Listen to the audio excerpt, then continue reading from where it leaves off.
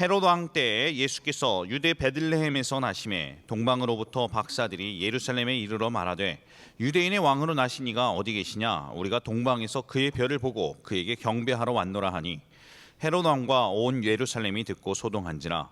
왕이 모든 대제사장과 백성의 서기관들을 모아 그리스도가 어디서 나겠느냐 물으니 이르되 유대 베들레헴이오니 이는 선지자로 이렇게 기록된 바 또 유대 땅 베들레헴아 너는 유대 고을 중에서 가장 작지 아니하도다. 내게서 한 다스리는 자가 나와서 내 백성 이스라엘의 목자가 되리라 하였음이니이다. 이에 헤롯이 가만히 박사들을 불러 별이 나타난 때를 자세히 묻고 베들레헴으로 보내며 이르되 가서 아기에 대하여 자세히 알아보고 찾거든 내게 고하여 나도 가서 그에게 경배하게 하라. 박사들이 왕의 말을 듣고 갈새 동방에서 보던 그 별이 문득 앞서 인도하여 가다가 아기 있는 곳 위에 머물러 서 있는지라. 그들이 별을 보고 매우 크게 기뻐하더라. 집에 들어가 아기와 그의 어머니 마리아가 함께 있는 것을 보고 엎드려 아기께 경배하고 보배합을 열어 황금과 유향과 모략을 예물로 드리니라. 아멘.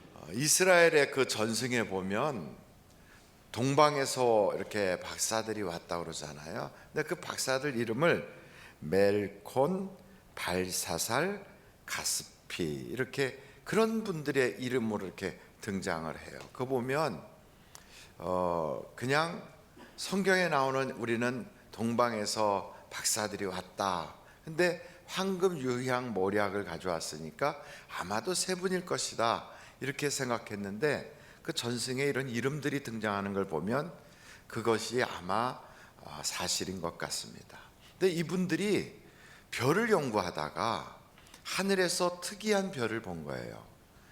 이 별을 보고 이런 별이 나타나는 것은 굉장한 인물이 이 땅에 태어나는 것인데 우리가 그 현장에 가서 그를 좀 보자 하고 출발했다는 거지요.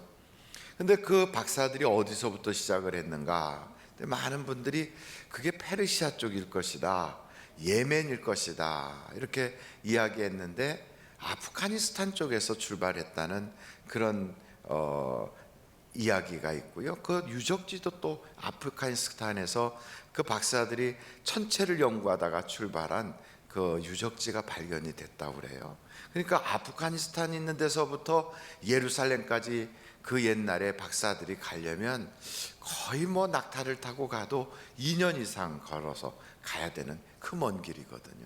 하나님께서 그 일찍부터 별을 이렇게 다 보여주신 거지요. 근데 이 별에 대한 것은 민수기서를 여러분이 한번 찾아보시면 좋겠어요. 민수기서 24장 17절입니다.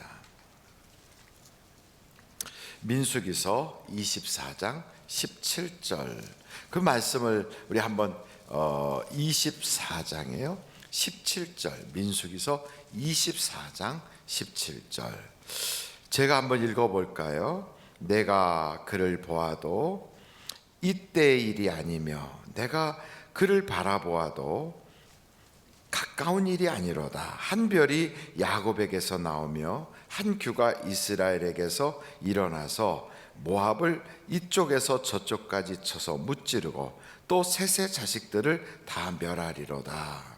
이것은 발람 선지자가 예언한 얘기예요. 근데 그때 그 한 별이 야곱에서 나오는데 그것이 그 주변의 나라들을 다 멸망시키는 그런 이야기로 풀어가고 있거든요. 그러니까 이것이 정확하게 이분이다 이렇게 한 것보다 아마도 이 발람 선지자를 통하여 어렴풋하게 하나님께서 보여주셨나 봐요.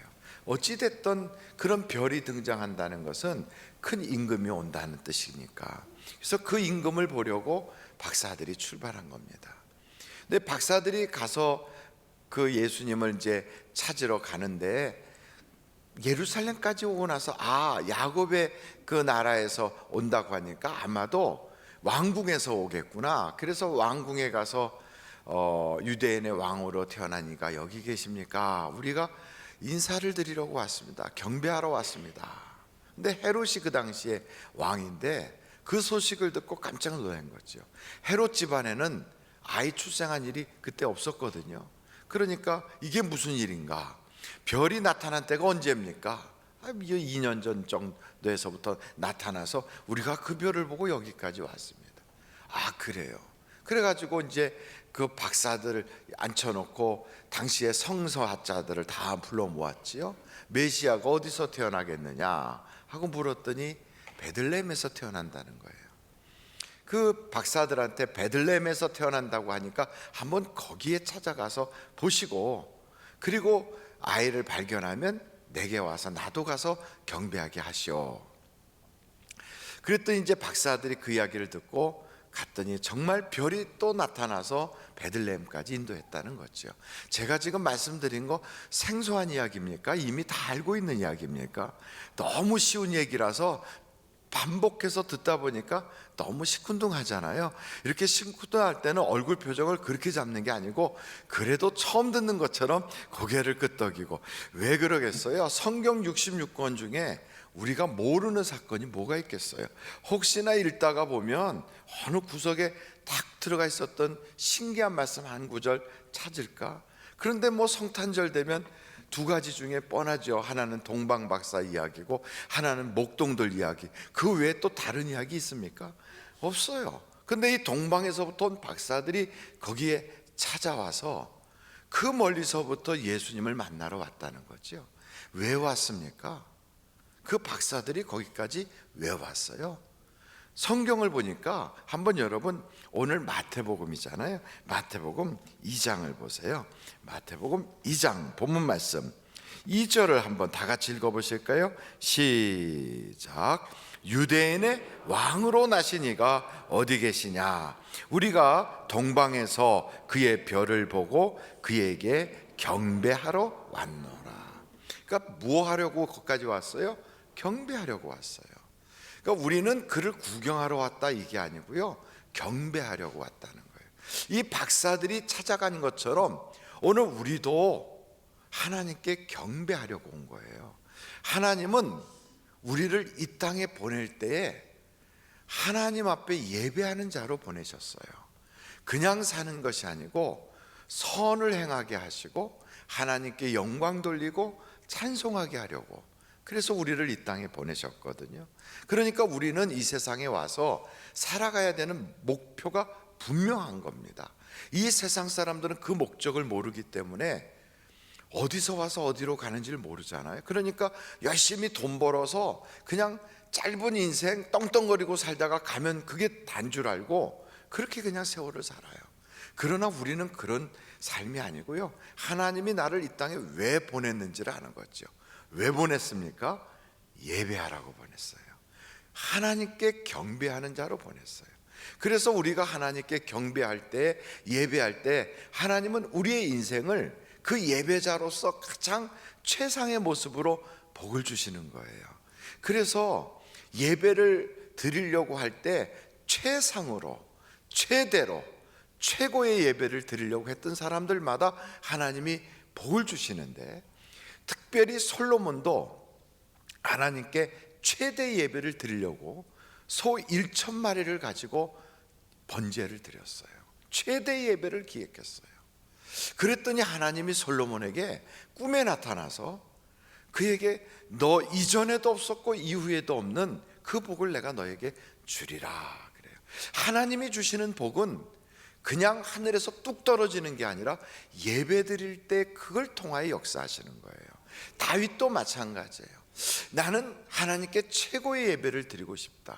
그래서 다윗은 어떻게 하나님께 예배를 드릴까 하여 예배하는 장소를 하나님께 만들어 드리고 싶어서 성전을 계획했어요. 그걸 보시고 하나님이 다윗에게 말씀하시기를, 내가 이전에는 많은 사사들을 패하고 많은 왕들을 그 당대에 끝이게 했지만 내가 이후로는 너와 너의 후손을 내가 보호하고 또 지켜주리라. 그리고 너의 집안을 내가 세워주리라 그래요.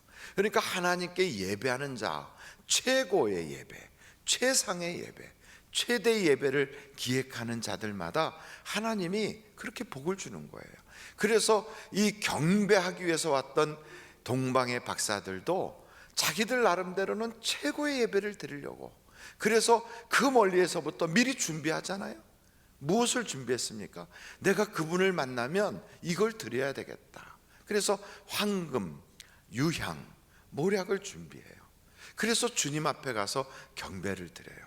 경배 드린 그날 밤에 거기서 잠을 잤는데 하나님께서 꿈에 나타나서 그들을 인도하시거든요. 여러분, 우리가 예수를 믿지만 꿈에 예수님 만나는 거 쉬운 거 아니에요. 우리가 예수를 10년, 20년, 30년 믿어도 기도 중에 예수님의 환상 보는 것도 쉽지 않아요. 그런데 여기에 나오는 이 동방의 박사들은 한 번의 예배를 드리고 나서 그날 밤에 하나님이 그들을 꿈으로 인도하시는 거예요. 헤롯에게 가지 말고 다른 길로 가라. 그들의 갈 길을 인도해 주시는 거예요. 여러분, 우리의 인생의 갈 길을 우리가 몰라서 내가 어디서 사업을 해야 되나? 내가 어떤 직장을 가야 되나? 내가 누구를 만나야 되나? 내가 어떤 사람과의 교제가 필요하나? 내 인생 앞으로는 어떻게 살아야 되나? 이런 여러 가지들이 우리의 인생의 길이라면 그 길을 인도해 줄 사람이 있으면 얼마나 좋겠어요. 그래서 우리들은 그러잖아요. 세상의 길은 내비게이션이 있어 이끌어가지만 내 인생의 내비게이션은 과연 누구신가? 그분이 하나님이세요. 예배를 하나님께 최상 최대 최고의 예배를 계획하고 정말로 진실된 예배를 드리는 자에게는 하나님의 인도함이 있는 것입니다. 그래서 오늘도 하나님이 찾아요. 누구를 찾는가? 예배하는 사람을 찾습니다. 그때 하나님, 나 여기 있어요. 하나님, 나를 좀 봐주세요. 하나님, 나를 인도해 주세요. 나의 목자가 되어 주세요. 그렇습니다. 하나님이 내 인도자가 되시고 나의 목자가 되시면 우리에게는 부족함이란 없는 겁니다. 그래서 그 모든 과정은 어디서부터 시작됩니까? 예배로부터 시작되는 거예요. 이것을 우리가 깨달은다면, 야, 이 예배가 굉장한 거구나. 그래서 우리가 이 아침에 아직도 동이 트기 전부터 집에서 출발하여 주님께 예배하려고 왔잖아요. 주일 첫 시간에 역사적인 2016년 성탄절은 우리 인생에 다시는 돌아오지 않아요. 이 역사적인 바로 이 순간, 이것은 오늘 지나면 바로 역사책 속에 남는 바로 그 시간이에요. 그때 세상 사람들은 이렇게 살았다, 아무개는 이런 일을 했다 하지만 우리는 하나님 앞에 하나님께 예배를 드렸다, 이렇게 기록될 거예요. 근데 어차피 드리는 예배라면 어떤 예배를 드려야 될까? 계획을 해야 돼요. 나는 어떻게 하나님을 기쁘시게 할까? 나는 어떻게 하나님께 영광을 올릴까? 그때 솔로몬은 나는 최대 예배를 드려야지. 다윗은 나는 최고의 예배를 드려야지. 나는 최상의 예배를 드려야지. 어떻게 됐든 여러분, 이런 예배를 드리려고 애를 쓴 사람들마다 하나님이 당대에도 복을 주셨고 그 모든 그들의 간증을 통하여 우리도 도전을 받습니다. 저는 여러분들이 최고, 최상, 최대 예배자가 다 되시기를 간절히 바랍니다. 두 번째로 이 말씀을 보면 동방에서부터 이 박사들이 찾아오잖아요. 그래서 예루살렘으로 가서 예루살렘에서 헤롯을 만나요. 여러분, 이 박사들이 예루살렘에 가서 헤롯을 만나게 된 것은 하나님이 그렇게 이끌어간 걸까요? 아니면 실수로 그렇게 된 걸까요? 물론 실수지요. 그러나 그것도 어떤 면에서 보면 하나님의 섭리일 수도 있어요. 그러나 실수를 안 하는 게 더 좋지요. 왜 실수를 했을까요? 이 사람들이 서둘러서 그래요. 예루살렘까지 딱 도착했을 때, 아이고, 여기에는 왕궁이 있구나, 그렇다면 당연히 왕궁에서 태어났겠지 하고 그날 밤 별이 떠서 어디로 인도하는지를 좀 기다렸으면 될 것을 서둘러서 그렇게 됐어요. 그리고 또 너무 조급해진 거예요. 하나님의 인도하심을 따라서 가면 실수가 없는데 때로는 우리가 막 조급하게 뭔가를 막 금방 열매를 거두려고 하고 어떤 그 결실을 빨리 보고 싶어 하거든요. 특별히 우리의 인생에서 뭔가 막 내 마음속에서 그냥 조급하게 만들고 나로 하여금 초조하게 할 때는 그것은 하나님의 인도하는 방법이 아닌 거예요. 그냥 뭔가 막 서두르고요, 조급하게 할 때는 우리는 이렇게 생각하면 돼요. 이것은 보이스피싱이다, 이렇게 생각하면 돼요. 보이스피싱의 특징이 뭐냐? 사람을 자꾸만 두렵게 만들어요. 그리고 조급하게 만들어요. 뭔가 큰일 날 것처럼 막 초조해서 내가 막 당황하게 해요. 이거는 보이스피싱이에요. 그것은 마귀예요. 마귀가 우리를 유혹할 때나 마귀가 우리를 넘어뜨릴 때는 보면 항상 조급증에 시달리게 해요. 조금만 기다리면 되는 것을, 그러니까 그걸 못 기다려요. 그래서 여러분, 조급한 생각이 막 들고 당황하고 그리고 뭔가 막 불안하고 그러잖아요. 그때 하나님은 우리에게 기도하라는 사인이거든요. 기도하면 그러면 우리 마음에 편안함이 찾아오는 거예요. 막 그냥 태풍이 부는 것처럼 막 격동이 생기고 내 마음속에서 막 큰일 날 것처럼 막 불안해지고 이런 것들이 갑자기 우리 주님이 갈릴리 바다를 잔잔케 하시는 것처럼 내가 기도하면 하나님께서 바람아 멈춰라, 파도야 잔잔해라. 그 순간 잔잔해져요.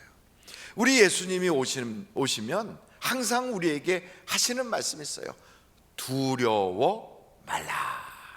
여러분, 두려움이 막 밀려오고 조급함이 찾아오잖아요. 그럼 일단은 기도하세요. 세상 살다가 막 초조해지잖아요. 그러면 하나님께 간구하세요. 그러면 마음이 편안해져요.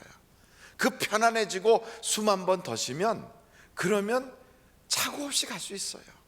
여러분, 빨리 가려면 어떻게 하면 빨리 갈까요? 잘 아는 사람을 따라가면 빨리 갈 수 있어요. 나보다 내 인생을 잘 아는 분, 우리의 인생에서 그 누구도, 이 세상에 어떤 지혜자도 어떤 현인도 내일을 먼저 살아본 사람은 없어요. 그런데 우리의 인생에 미래를 다 아시는 분이 한 분 계시는데 그분이 하나님이시라고요. 하나님보다 우리를 더 잘 아는 분은 없어요. 나를 만드신 분이 그분이시고요, 나의 과거와 현재와 미래를 다 알고 계시는 분이 그분이세요. 그렇다면 내 인생에 가장 빨리 갈 수 있는 방법은 그분의 인도를 받는 거예요. 그러지 않고 내 생각대로, 나의 경험으로 혹은 나의 어떤 추측으로 인생을 막 섣불리 하다 보면 그게 빨리 가는 게 아니라 잘못하면 그것 때문에 수습하느라고 돌아가야 되고 늦어지고 또 그래요. 길 잘못 들면 처음 시작한 대로 다시 가야 돼요. 그만큼 늦어지는 거예요. 우리의 인생에서 정말 빠른 성공을 기대합니까? 좀 더 빨리 열매를 보길 원하십니까? 좀 더 그 일을 통하여 내가 얻고자 하는 것을 빨리 얻기를 원하십니까? 그렇다면 하나님의 인도를 받는 것이 가장 빠른 방법이에요. 하나님의 인도받는 방법이 뭘까요? 하나님의 인도받는 방법은 첫째는 기도해야 돼요. 두 번째는 말씀을 쫓아 살아야 돼요. 세 번째는 내 마음과 육체가 원하고 세상 사람들이 살아가는 방식으로 살지 말고 성령님의 인도를 받아야 돼요. 그래서 우리는 늘 성령님을 볼 수가 없잖아요. 하나님의 말씀도, 이 많은 말씀, 목사가 설교하는 말씀을 저걸 100% 다 이해하기는 쉽지 않거든요. 그래서 우리 주님은 그러는 거예요. 기도해라, 기도해라. 한번 여러분 절따라 해보세요. 기도하면 역사가 나타납니다. 마지막으로, 일찍 끝내니까 좋지요? 네. 마지막으로 여기에 말씀을 이렇게 보면 예수님이 마리아에게 그 육신에 오셨다고요. 근데 마리아는 가난한 여자였어요. 그때 이 여자는 남자를 알지 못하는 사람이거든요. 그런데 가브리엘 천사를 통하여 내게 아이가 있을 거야 라고 말씀할 때 저는 남자를 알지 못합니다. 그래도 성령이 너에게 임하시면 너가 잉태하리라. 그리고 그 아이의 이름을 예수라고 해라. 이렇게 주셨다고요. 주여 계집종이오니 말씀대로 되어질지어다 하고 그것을 그대로 받아들였어요. 그 남편으로 정혼한 요셉도 자기 정혼만 했지 아직 한 번도 제대로 만난 적도 없는데 아이를 가졌다니까 굉장히 마음속에 불쾌감도 있고 또 참 복잡한 거지요. 그런데 소문을 들어보니까 성령으로 잉태를 했다는 거예요. 그러니까 아주 굉장히 머리가 복잡해서 내가 조용히 그하고 헤어져야 되겠다 이런 생각하는데, 그 밤에 하나님께서 요셉에게, 요셉아, 그것은 성령으로 된 것이고 그 아이가 장차 인류를 구원할 메시아야. 그러니 너가 그 여자 데려오기를 두려워하지 마라. 그 꿈을 꾸고 그대로 받아들인 거예요. 그래서 마리아를 데리고 이제는 호적을 하라. 그래서 예루살렘을 지나 베들레헴까지 간 거예요. 근데 베들레헴에 갔는데 만삭이 돼서 배가, 여자가 이만큼 나오고, 그리고 목수일을 하면서 살았던 그 요셉의 손을 붙잡고 거기까지 갔는데, 그 동네 사람은 그 누구도 이 마리아하고 요셉을 받아들이려고 안 하는 거예요. 그러니까 베들레헴에 있는 사람들이 고향에 와서 그 호적을 등록하겠다고 온 사람을 정말 문전박대를 한 거예요. 아무도 받아들이지 않았어요. 그래 갈 데가 없어가지고 그 짐승의 우리에 들어갔잖아요. 얼마나 지저분했겠습니까? 그 짐승 우리에 들어가서 거기서 아이를 낳은 거지요. 그런데 한번 보십시다. 요한복음 1장을 한번 찾아보실까요? 요한복음 1장이에요. 9절부터 보겠어요. 참 빛 곧 세상에 와서 각 사람에게 비추는 빛이 있었나니 그가 세상에 계셨으며 세상은 그로 말미암아 지은 바 되었으되 세상이 그를 알지 못하였고 자기 땅에 오매 자기 백성이 영접하지 아니하였으나. 잠깐만요. 11절 보세요. 11절을 보세요. 우리 주님이 어디에 오신 거예요? 자기 땅에 오신 거예요. 하나님이 창조한 하나님의 그 작품에 오신 거예요. 그런데 아무도 그를 영접하지 않았어요. 12절 우리 한번 다 같이 읽어보실까요? 시작. 영접하는 자 곧 그 이름을 믿는 자들에게는 하나님의 자녀가 되는 권세를 주셨으니. 그렇습니다. 영접을 하면 하나님의 자녀가 되는 권세를 준다는 거예요. 그런데 베들레헴에 있는 사람들은 아무도 그를 영접하지 않아요. 다 거절해요. 그 밤에 오갈 데가 없어서 길에서 노숙할 판이 됐는데 그래도 짐승의 우리라도 있어서 거기 들어가서 거기서 아이를 출산한 거예요. 아무도 영접하는 사람이 없었어요. 영접만 하면 하나님의 자녀가 되는 권세를 주는데요. 마리아는 하나님의 말씀을 듣고 그분을 영접해서 자기의 태에다가 담았어요. 요셉은 그 말을 듣고 그를 영접해서 자기가 보호자가 됐어요. 그랬더니 하나님의 자녀의 권세를 준 거예요. 하나님의 자녀의 권세라는 게 뭡니까? 왕의 자녀면 딸이면 공주고 아들이면 왕자예요.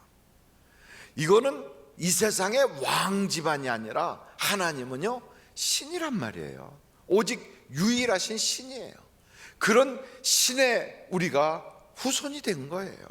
그래서 성경에 보면 우리를 신의 자녀라고 그래요. 신의 자녀. 하나님의 자녀 이 말을 우리는 그냥 쉽게 지나가는데 그게 아니고 신적인 권세를 가진 자로 삼아준다는 거예요. 얼마나 놀라운 신분의 상승입니까? 피조물이고요. 정말 우리가 이 세상에서 그렇게 연약한 자라 할지라도 이제는 신의 자녀가 되는 거예요. 하나님을 영접하는 자는, 그 예수님을 영접하는 자는 신의 자녀가 되는 권세를 준대요. 그러니까 여러분, 그 베들레헴에 아무도 영접하지 않았어요. 그런 놀라운 기회가 찾아왔는데도 그 마을에서는 거절한 거죠. 그런데 이것을 거절하지 않았던 바로 그 자리에는 하나님의 어떤 역사가 나타납니까? 저 동방에서부터 일찍 준비했던, 생각지도 못했던 그 낙타를 타고 박사들이 찾아와 황금과 유향과 모략을 갖다가 펼쳐놔줘요. 다른 말로 말하면 열방의 재물이 그에게 밀려오는 거예요. 뿐만 아니고 밤을 새워가며 일했던 목자들이 와서 천사들이 그들에게 나타나 한 이야기를 말하면서 하나님이 주신 그 간증들을 쏟아놓고 영광을 올려요. 그 마국간은 더러운 곳이고요, 그리고 그들은 세상에서 거절받은 자들이고요, 그들은 가난한 사람이에요. 가난하고 거절받고 누추한 곳이지만 비록 그럴지라도 거기에 예수 그리스도를 영접하니까 하나님의 자녀의 권세가 나타나잖아요. 축복이 찾아가요. 물질이 찾아가요. 천사들의 이야기가 찾아가요. 그 밤에 거기가 잔치집이 되는 거예요.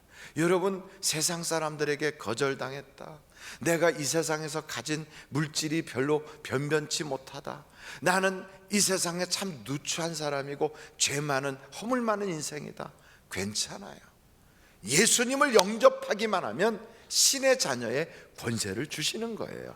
그래서 오늘 여기에 보니까 이 낙타가 찾아오는 것은 아무에게나 찾아가는 게 아니고, 이 낙타가 찾아오는 건 예수님을 영접하여 하나님의 자녀가 된 자에게는 그 축복의 낙타가 찾아가는구나. 여러분에게도 마찬가지예요. 우리는 그 낙타를 계획한 적이 없어요. 우리는 그 낙타를 상상도 해본 적이 없어요. 우리는 그 낙타가 어떻게 생겼는지도 몰라요. 그런데 우리가 하나님의 아들 예수를 내 구주로 영접하는 순간 하나님은 내 인생에 꼭 필요한 것들을 축복으로 실어서 지금 벌써 보내놓고 있는 거예요. 그 놀라운 은혜가 지금 날 향하여 찾아오고 있다고요. 내 눈에는 보이지 않고 내 손에 잡히지 않아도 반드시 오는 거예요. 그래서 여러분, 이 사실을 믿으면 놀라운 기적의 주인공이 되는 거예요. 민족이 그 예수를 받아들이면 민족이 복을 받아요. 나라가 그 예수를 받아들이면 나라가 복을 받아요. 가정이 복을 받아요. 개인이 복을 받아요.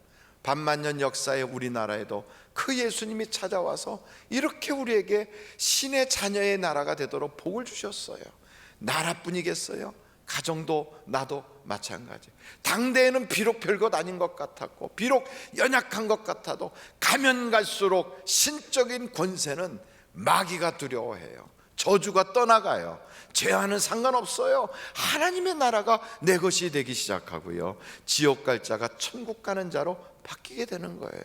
저는 오늘 사랑하는 성도 여러분, 여러분의 인생에 그 예수를 구주로 받아들여서 단지 그냥 나 예수 믿는 사람이에요, 종교란에 기독교 이렇게 쓰는 정도가 아니라 정말로 여러분의 인생의 주님으로, 여러분의 인생의 구원자로, 여러분의 인생에 하나님이 내게 주신 최고의 선물로 최상 최고 최대의 그분에게 경배하기 위하여 그분을 여러분에게 영접해서 환영하기만 하면 여러분의 인생은 이제부터 신분이 바뀌고, 여러분의 인생은 미래가 달라지고 운명과 처지가 확 달라지는 축복의 사람으로 변화받을 줄로 믿습니다. 기도하시겠습니다.